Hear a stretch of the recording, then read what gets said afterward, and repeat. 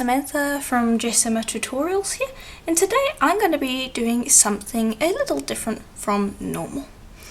And as you might have seen by the title, today I'm going to be mixing a bunch of different polymer clay brands together into one pair of earrings. And the brands that I am using today are Fimo, Cernit, Cato and Primo. And I'm using the golds available in those and the pearl whites available. Okay, and specifically for Fimo I am using Fimo Effects, and here are those packages just so you can see what they look like. And basically I'm going to just show that you can absolutely mix different brands together. And also at the same time I'm going to be doing a small test on which of the brands has the metallic effect that I like the best. So as I said, we've got all golds and all pearl whites. They've been run out on the middle setting of my pasta machine, about 1 millimeter thick each. And what I'm going to do for each is I'm going to take them and I'm going to stack them onto the respective colour, that being gold on pearl white for the Fimo and so on for the others. And then what I'm going to do once I've done that is I will trim away the extra clay around the edges, because we're going to be doing a Micr-o-shift. Okay, and all you need to do is just take that and trim down the extra, and you can just peel away the separate pieces of clay, and then you can just pop them straight back into the package. So no waste there. Now while I'm doing this, I'm just going to mention quickly that some of these brands have different temperatures, and I will show what to do with that in a moment. Basically you take all of the brands that you're mixing together, you grab the temperatures that they bake at, and then you find the average, and then you'll bake for an hour at that temperature. And generally speaking it's all perfectly okay at the end of it. They all have very similar bake temperatures. Also some brands are a little more hard from the package when you first cut them off of the piece of clay. If you're having trouble with that clay being too hard, that is, you can always mix some liquid clay into it to soften it up, or even better, in my case I mixed a little bit of Cato's conditioning block into the Cato clay, and you can use that across all of the different brands. I've had no problem with that either. I highly recommend that, and that works really well as well. Okay, and then once you've got them all trimmed up, I want you to take that and roll it out on the thickest setting of your pasta machine. In my case that is about 2 millimeters thick, and they all are going to get rolled out on that setting. Okay, and there we go. Then they're ready to use. Now what I'm going to do is I'm just going to pop them off to the side here, and I've kept them in order, so it's Fimo, Cernit, Cato and then Primo. And what I'm going to do is I'm going to take each one and I'm going to cut so that the base is flat, and then I'm going to cut about 3 strips from each. Then I'm going to bring the next one over and I'm going to cut to clean up, and then cut strips that are about the same thickness, like so. Here we go. Then I'm going to take them, I'm going to start with the Primo, then, well not the Primo, the Fimo, then the Cernit, then Cato,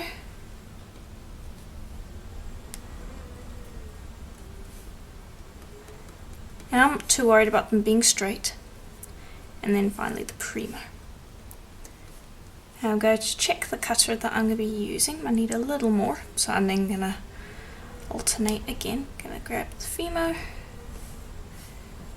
Cernit, And you can see how the metallics are different across the brands, even though these are all just the regular old gold from each brand, there is quite a difference in them. And I'll show the pearl white later as well, how the different brands look different there as well. Okay, now I'm just going to pop that over to the side, bring these over. I'm going to hold them like that, and I'm going to place them down on a piece of paper, and I'm going to give it all a good burnish so that everything sticks together. Okay, and there we go. And that will just bond everything together. And there we go. And I'm just going to pick that up and show what the pearl white looks like as well. You can see there is quite a difference there. Now, what I'm going to do is I'm just going to move that back onto the tile, and I'm going to texture both sides, but I'm going to texture the one side, then shave the Micr-o-shift so that it is flat, and then flip it over and do the same on the other side. Now, when it comes to stamping these, I will usually use water when it comes to working with the Polymer clay, but different brands of polymer clay react to water, some of them not so happily. So in this case, if you're mixing different brands and you're unsure, I would recommend dusting it with cornstarch rather. None of the brands react to that, and you've got a pretty safe bet that it'll be okay. Water, however, I have had some brands react. I can't remember off the top of my head which ones they are. I think it's Pardo, if I remember correctly, that reacts a little bit to the water and kind of becomes a bit sticky, but I think it might be Cerner as well. Don't quote me on that. Okay, now I'm going to pick that up. And this is the texture that I have chosen. You can use any texture you want. If you're interested in this one, I do make and sell them on my Etsy store, Jessima Design. There is a link in the description below, also the comments, if you want to check that out. And I'm just dusting the back as well, so that my fingers don't stick when I go to texture it. Also, if you're liking the video so far, consider leaving a like and subscribing. I do videos like this almost every single day, and I'm sure you won't want to miss a single one. And if you've got any questions, consider leaving them in the comments below, as I read each and every single one and will answer any questions as soon as possible. Okay. And I'm just going to give that a quick burnish, both to smooth out the back and to just give it a flat, and I'm going to do a quick pass with a baby wipe, just quickly, because I don't want it to get sticky, but I do want to rub off the cornstarch on the back. Okay, and then lift that up, and when you lift it up, because we've got strips like this, if you lift it from this side it's going to be a bit weak, so I'd recommend lifting it this way so that you're not putting pressure on the strips separating from one another.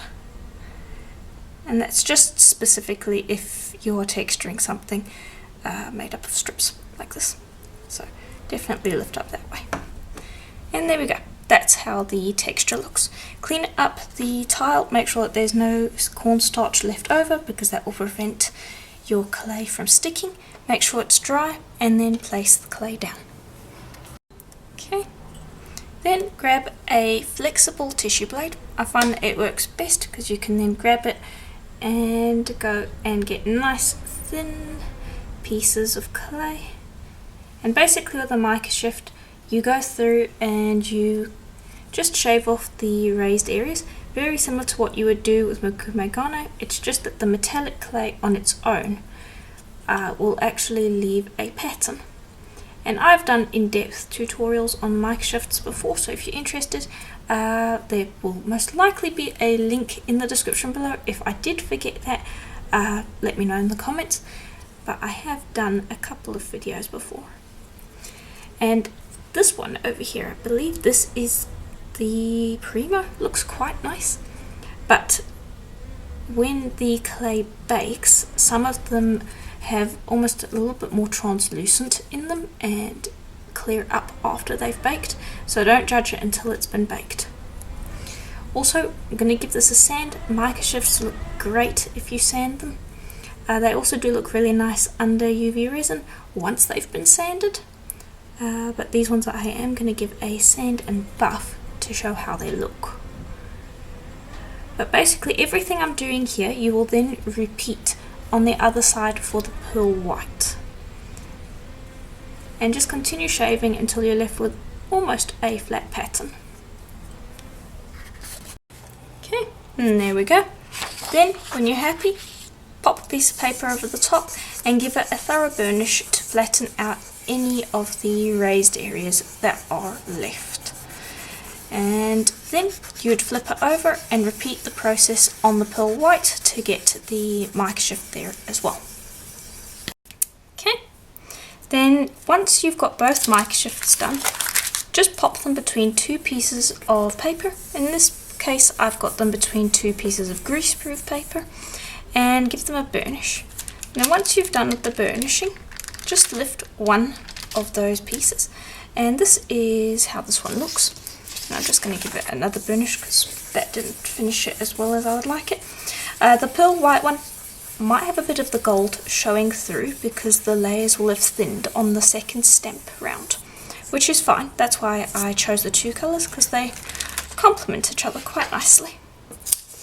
But here is how that looks. And now I'm not going to lift it up because I want it to be somewhat stuck to the paper so that when I go to cut out my piece it doesn't stick. And I'm just going to angle it so that I can get all the pieces of clay in one earring. And this will make it a nice double-sided piece. Okay, and then lift up and it shouldn't stick. And I'll cut on this side as well. And I'm going to keep the middle as well. I'm just going to lift away this extra bit. And you could use those in other scrap projects if you wanted to as well. But for today I'm just going to make two pieces of earrings. And unfortunately that's stuck to the paper a little. That's fine. Once it's baked I'll be able to lift off those pieces.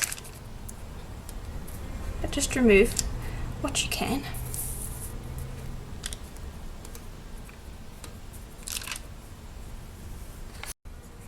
I'll just use my blade to help lift that up.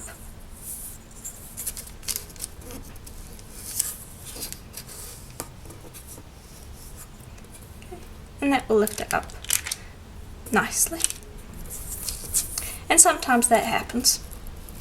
So if you were going to pick up your pieces, I would always recommend lifting it up with your blade and not trying to pick it up with your fingers, because sometimes this sort of thing can happen. Okay. And just clean up all of that scrap, because as long as the clay is raw, you can still use it for other things. So I like to clean that up.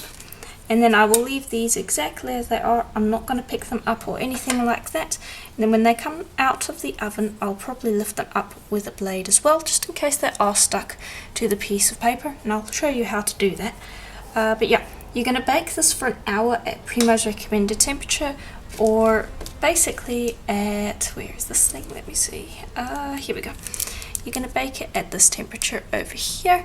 So 130 Celsius or 275 Fahrenheit. That's a good in between for all of the brands that I'm using today. Kato bakes at 150 Celsius and Fimo is at 110 Celsius.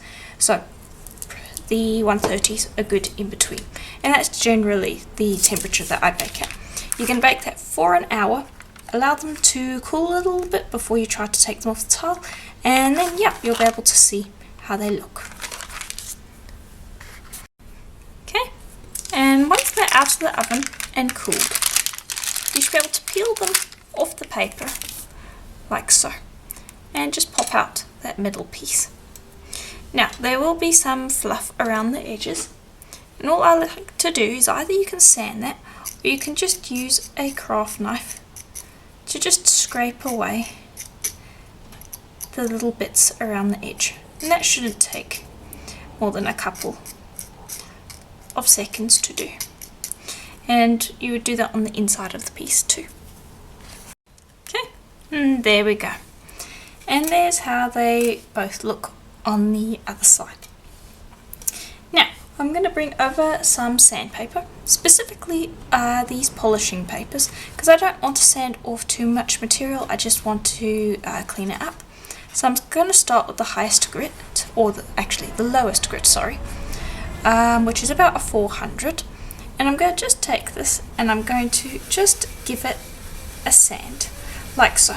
And I'm going to sand on both sides of the piece.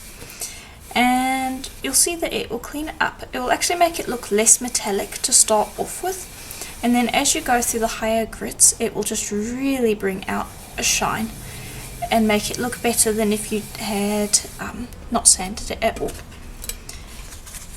You just go through the grits, starting with the 400, and I'm going to work my way up until I get to the 8000. Okay, and here they are after being sanded. So here's what the gold looks like. Let me zoom in there. There we go.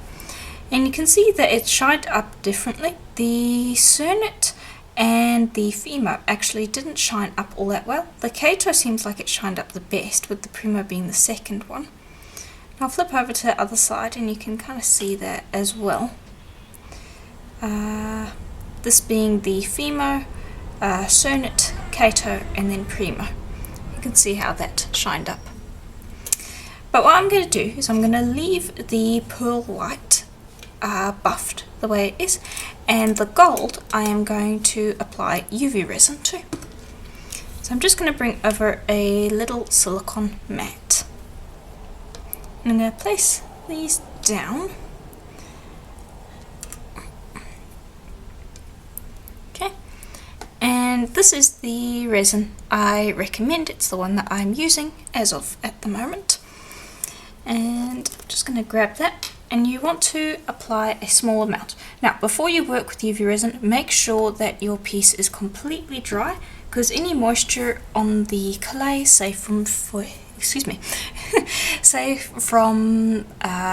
wet sanding, if you did pop it underwater while you were sanding, there's going to be some moisture still on the clay, and that's going to cause problems with the UV resin.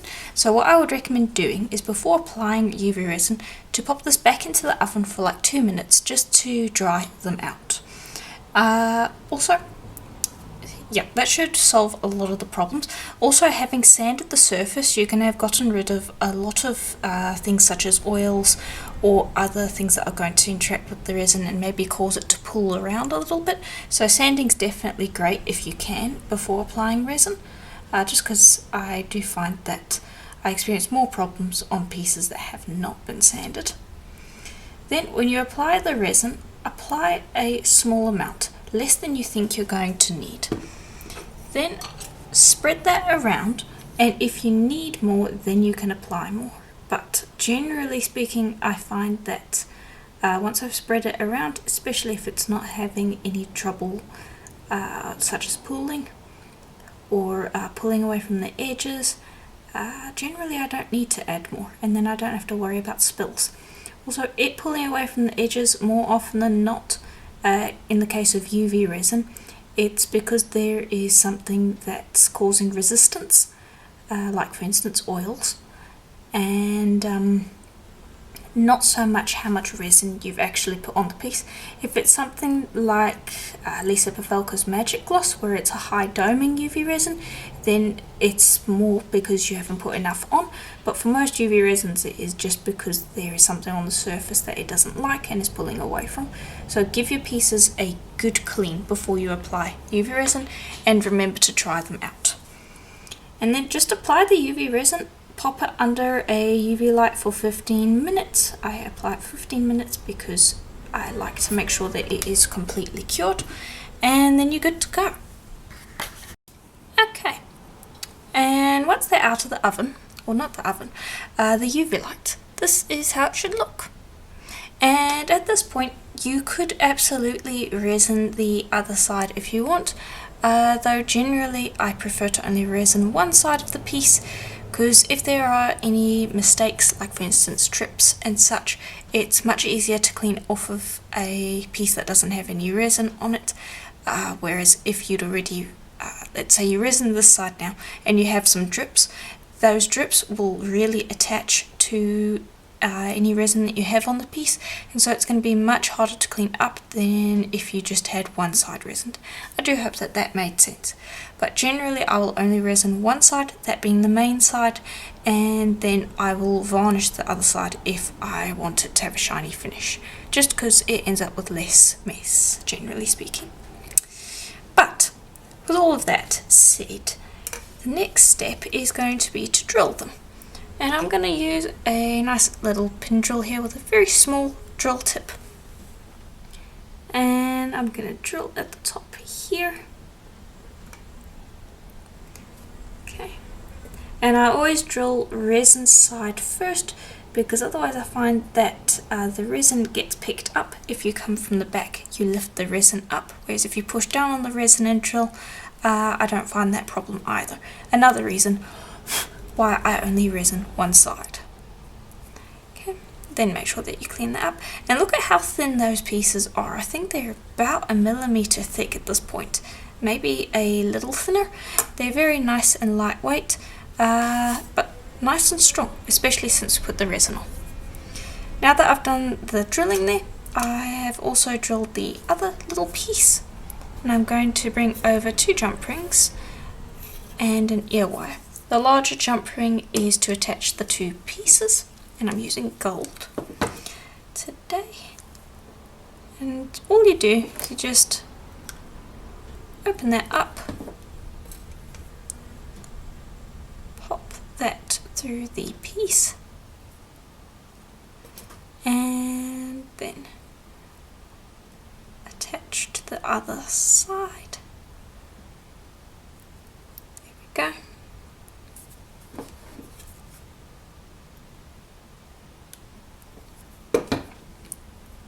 And then just clean away any fingerprints that might have been there. Then you're going to repeat the same with the smaller one. You just open that up and attach the main ear wire, and then you're pretty much done and dusted.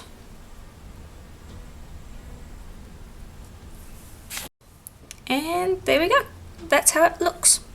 And here's what the other side looks like. Nice, lightweight, and very, very pretty. Also, here's the other one. I've already done this one as well, and you could wear these with both either the gold, matching with the gold, or you could swap them around because they both look quite nice. But yeah, that is pretty much it for today's tutorial. I do hope that you enjoyed it. Let me know in the comments below if you have mixed polymer clay brands together, and if you have tried this. This is the first time where I have mixed them together in such a way where you can see them and then popped a Micr-o-shift over the top. I think it's quite an interesting effect. Let me know what you thought in the comments below. Again, if you have questions, leave them down there and I will get to them as soon as possible. And if you liked the video and would like to support the channel, please do consider becoming a member. There is a join button just below this video, or there is a link to my Patreon in the description. Either one is really appreciated. They both have exclusive tutorials on there every single month, so if you're interested in that, please do consider checking that out. And again, thank you for watching the tutorial. I do hope that you enjoyed it, and I will see you in the next one. Bye for now.